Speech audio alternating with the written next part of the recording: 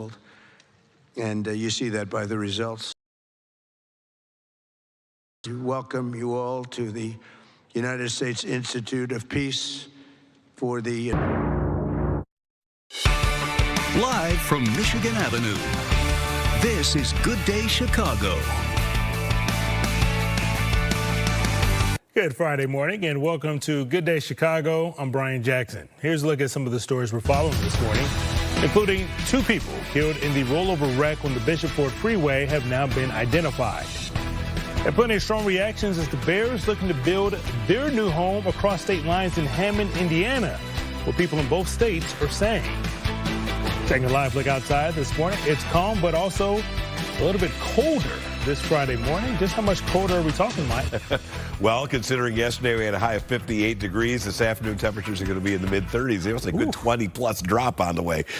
There's also snow on the way. We will not get the type of snow that has been producing big accumulations in Iowa and parts of Wisconsin, but I think we will see a few flakes sneaking in here later today. The main issue out there right now are these very strong winds. We have a wind advisory in effect for all of Chicagoland. There's some various start and stop times to this, but suffice to say, today is going to be real windy. These are the current gusts, 43 around the Lansing Airport, 43 at Valparaiso, looking like mid to upper 30s area wide. Look at that LaSalle, Peru wind gust of 46 miles per hour. Temperatures on the way down, right? Well, this morning we're learning more about the 2 people killed in that tragic crash on the Bishop Ford Freeway. The victims have been identified as 17-year-old Boaz Flemister and 25-year-old Lazarus Gonzalez. The 2 were members of the Ultimate Threat Dance Corps. Family members tell Fox Chicago that the 2 were ejected from an SUV while heading home from a dance practice. Illinois State Police said it had happened just after 1:15 in the morning on Thursday. The SUV reportedly lost control, flipped, and landed on its side. The 2 dancers died at the scene. Bo's mother says that he had been dancing since the age of 5 and had a full life ahead of him. He was a stylist. He was a dancer. After graduation, he was going into real estate. We were planning his prom 2 years out. Like just last night, he chose his colors that he wanted. Like, how can we be doing prom yesterday and then you're not breathing here today? 3 other teammates were also sent to the hospital. The cause of the crash is still under investigation. There will be a balloon release at 5 p.m. today for Gonzalez. Multiple services have now been planned to honor the late Reverend Jesse Jackson. This now includes a service in both Washington, D.C. and South Carolina, as well as a homecoming service on the south side of Chicago. Among the people remembering the late Reverend is Mark Morial, the national president of the Urban League. He joined our Paris Schutz on Chicago Tonight to talk about the legacy that Reverend Jackson leaves behind. I remember him as just a tireless worker, a tireless person who spent hundreds of days on the road. I also remembered him as someone who empowered and enabled many others. There's so many of us that got a chance to really feel national politics through his 84 and 88 campaigns. And those speeches are legendary. The speeches are legendary, and let me say this. Anyone who wants to run today should listen to those speeches and understand that in thinking about a multiracial, multidimensional, multi-ethnic America, Jesse Jackson was ahead of his time. You can watch that entire interview on our website at fox32chicago.com or by using the Fox Local app. Nurses across the country are united against immigration enforcement. Some of those nurses gathered at the medical district on Chicago's west side. They're calling for the abolition of ICE and a shift in funding towards health care. Speakers at the rally believe that immigration enforcement poses a direct threat to public health. We nurses are terrified of what will happen when they show up in our emergency departments with injured patients, sometimes injured by ICE themselves. And when they shoot and kill a nurse who actually cares for veterans every day in an ICU, that is state violence. We're tired of the lies saying that there's no money for healthcare and housing and education. We know that that's not true. Nurses also believe that the government should redirect funds to help with housing and education in the U.S. More than 3 years after a double homicide in Hobart, 2 men have now been arrested. Amos Krim and Quan Kirksey are each charged with 2 counts of murder and additional burglary counts. They're accused of fatally shooting Destiny Jackson and Nazira Muhammad inside of a Hobart apartment back in 2022. On Thursday, advocates and family gathered together. One of Destiny's sisters says that the past few years have been just an emotional roller coaster, but the arrests are a step forward in their fight for justice. She was loved, she was brave, and she did not deserve what happened to her. We're grateful for the detectives, we're grateful for the Hobart Police Department, and we just want to make sure that they know that we're going to continue to fight. We're going to fight until we have full justice, and so that other families don't have to go through this. And every time it happens, if it happens, the other people know that the same thing is going to happen to them. They're going to end up on the other side of those bars. Still no word on the motive for the shooting. The owner of a Hinsdale spa will go before a judge this morning after police said that he filmed clients using a hidden camera. Our Casey Cronus has the new details from Hinsdale.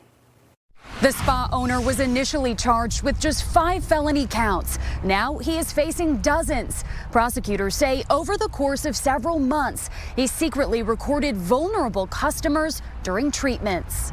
A grand jury indictment filed this week reveals that 51-year-old Jason Wade Spencer of Texas, the owner of Reflection Spa, is now facing 64 felony counts for allegedly recording customers without their knowledge. Each page of the indictment identifies a different victim only by their initials. Prosecutors say the videos were apparently made between mid-July and late November of 2024. Located near First and Washington on the second floor of a commercial space in downtown Hinsdale, police discovered hidden cameras and a hard drive in December of 2024 after receiving a tip. It prompted a lengthy, year-long investigation. Police Chief Brian King previously sharing that the victims had no idea they were being filmed. According to the spa's website, it offers massages, facials, waxing services, and other body treatments. Today, its sign is still up, but the spa has been shut down since an arrest warrant was issued for Spencer in late December. According to Illinois business license records, Spencer also owns Reflection Spa's Lakeview location on Sheffield, which is still open. Police are not saying whether they've received any tips tied to that location or if they are looking into it. Spencer was set to be arraigned on the criminal charges tied to his Hinsdale spa earlier this week. He showed up, but his attorney didn't. That hearing is now set for 9:30 this morning in Wheaton. We've reached out to Spencer's attorney for a statement in response to these allegations, but have not yet heard back. Reporting in Hinsdale, Casey Cronus, Fox Chicago.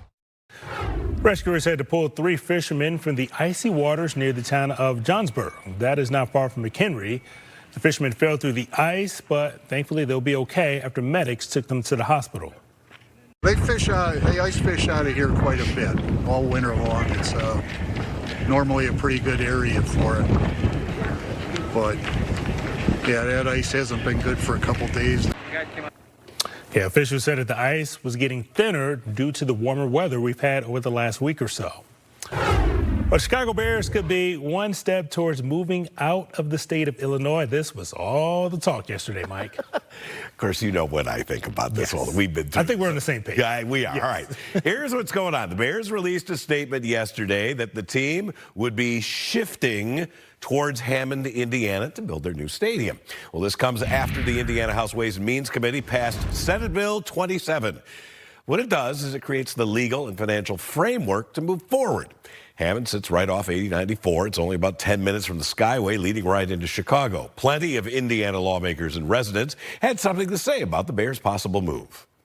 This allows an area to include a stadium, parking, training facility. There will be taxes on the people that enter this facility. Hammond is expected to pass an admissions tax that will apply to everybody that enters the facility. This proposal is fair. It's an amazing opportunity for our city. That's going to be so amazing for Hammond and just like for your business. And I was like, it really is. Like, it's just going to bring an influx of people coming off the expressway, coming in from other areas, not just from Michigan, from Illinois, even from down in Indiana. I just know with this coming in, people are going to be coming in days ahead and stuff like that. And it's just going to bring a huge surge to not just my business, but others surrounding. Bridget, don't count your chickens before they hatch. So what happened to working it out with Illinois lawmakers? They say they were blindsided after a 3-hour meeting Wednesday on legislation.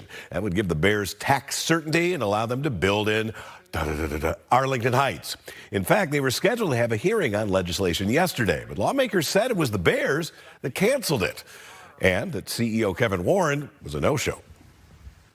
But they asked us not to move forward with it this morning because they said they wanted to tweak a couple of items in the bill, which were things that we were working with them on.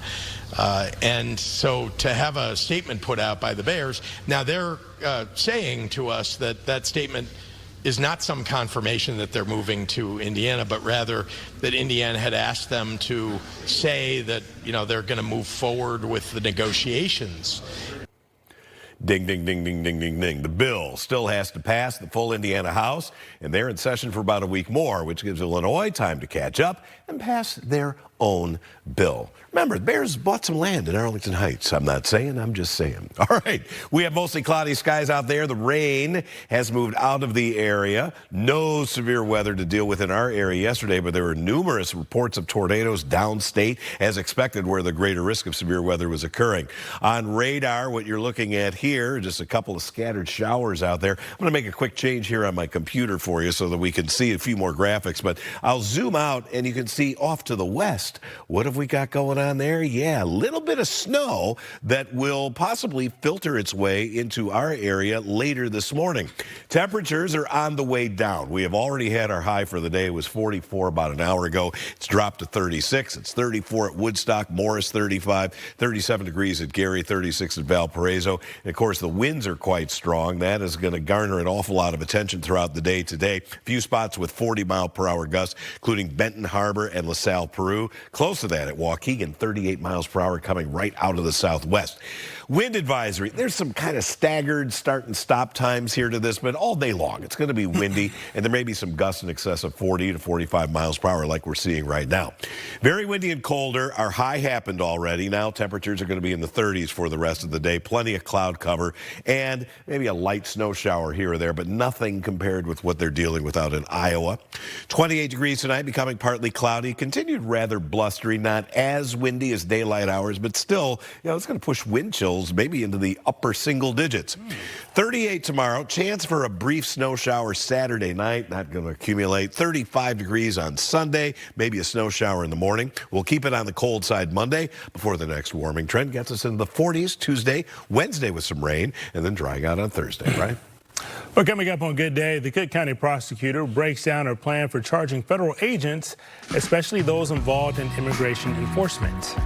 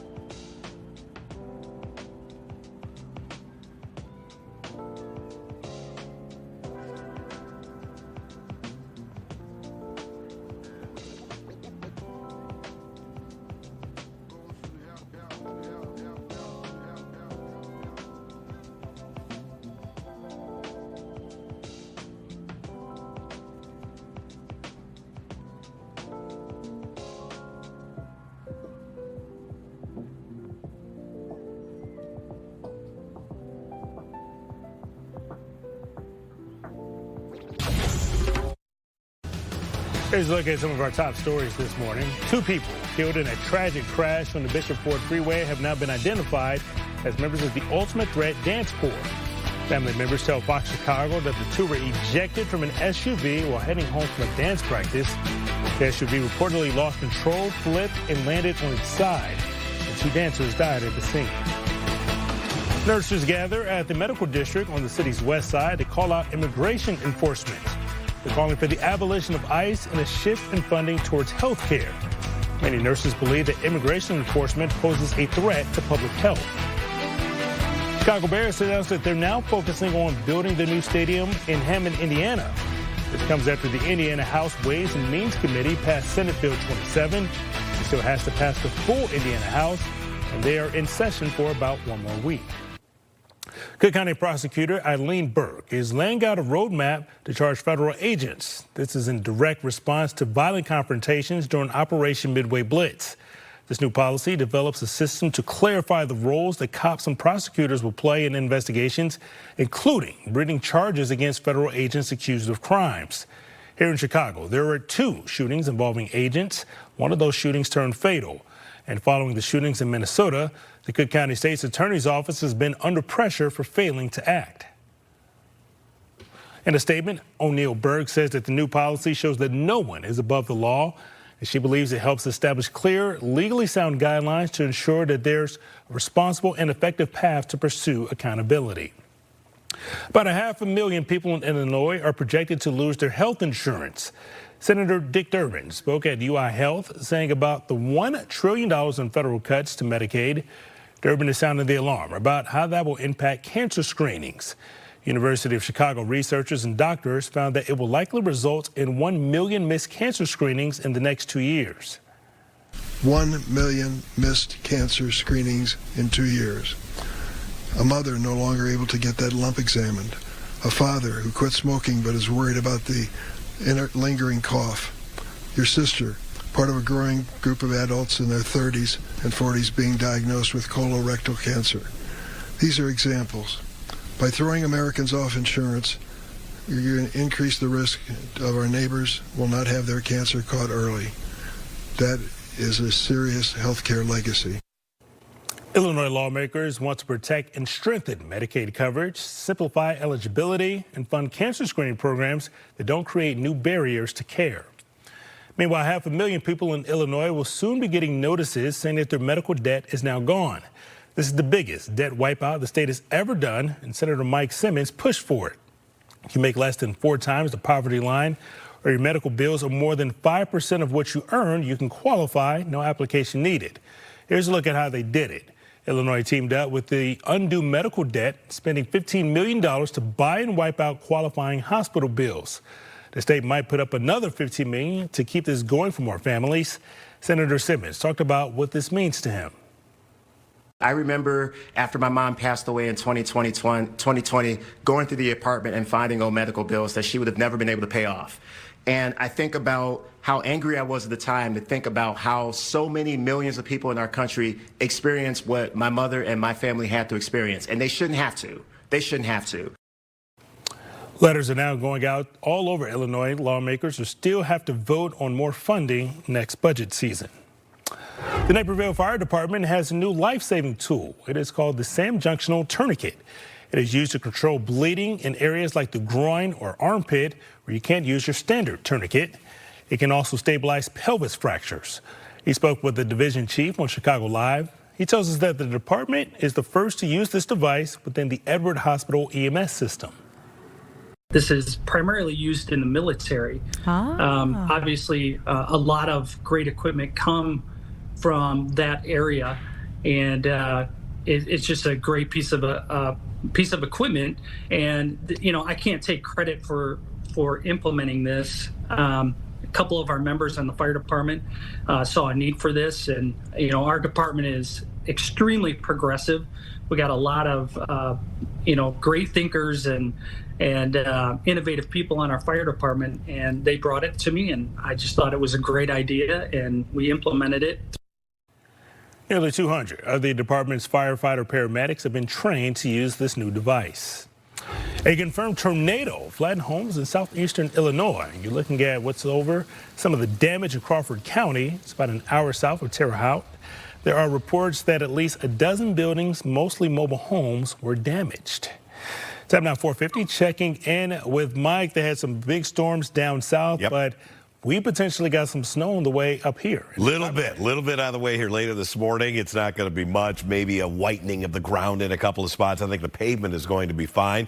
But let's find those winter coats for the kids again, with temperatures going nowhere now for the rest of the day. We're going to be stuck in the mid-30s. Could be a couple of snow showers around, and it's going to be quite windy throughout the day as well. Hopefully the kids won't get blown around too much. Here are the current temperatures. 37 at Waukegan, but only 33 at DeKalb, 37 at Joliet and Gary, 36 degrees in Valparaiso. And it is 35 at Kankakee. Our high for the day already happened. We have winds in a lot of spots, gusting to more than 35 miles per hour, including Valparaiso, Gary, O'Hare, Waukegan, among the many. And it's going to stay rather blustery all day long, which is why we have that wind advisory in effect. There's the snow. It's been coming down hard in parts of Iowa and Wisconsin. Good snowstorm for them. By the time it gets here, it's not going to be anywhere near as intense. So we'll look at maybe just a few light snow showers cruising through here during the morning hours. The afternoon, things are going to quiet down other than the wind. And we may actually break out for a few peaks of sunshine. Back to you, Brian. Well, coming up, the lineup for Summerfest has been announced. We're going to break down some of the musicians you'll see at the big events.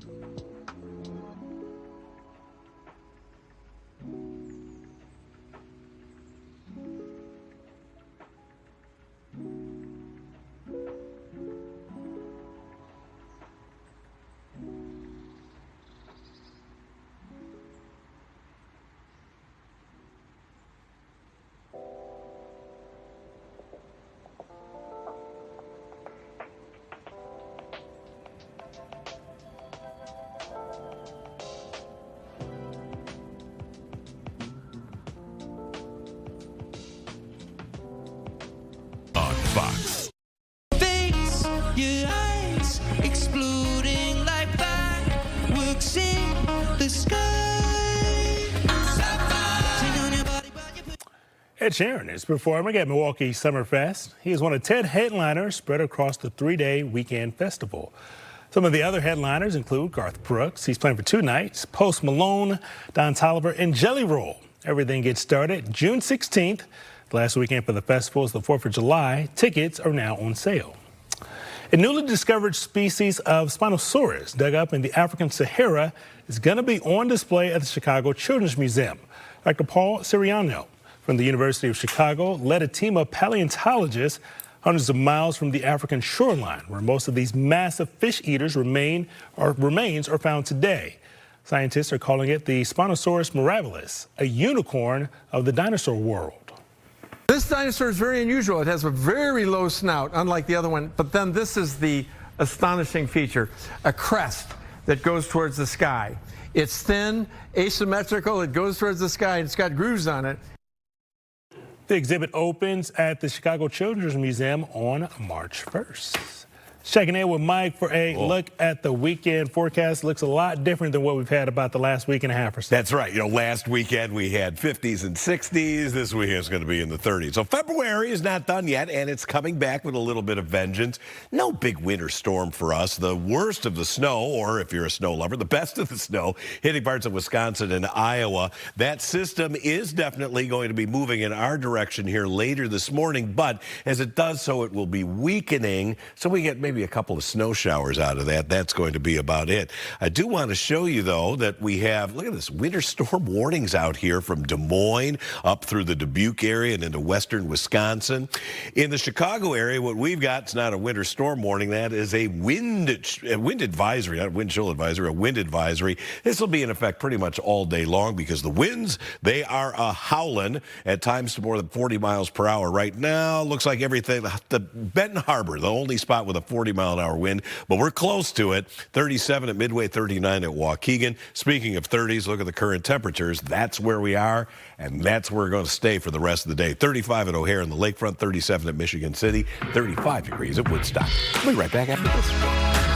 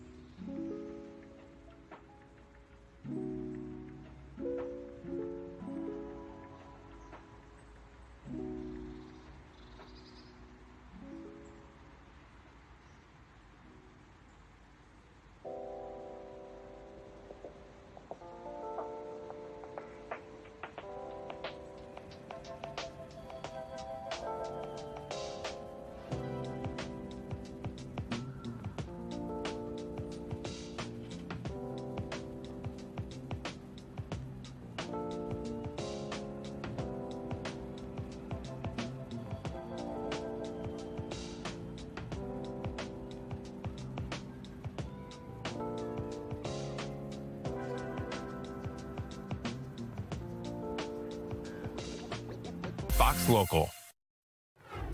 President Trump says he will order the Pentagon and other federal agencies to release government records related to the extraterrestrial life in UFOs.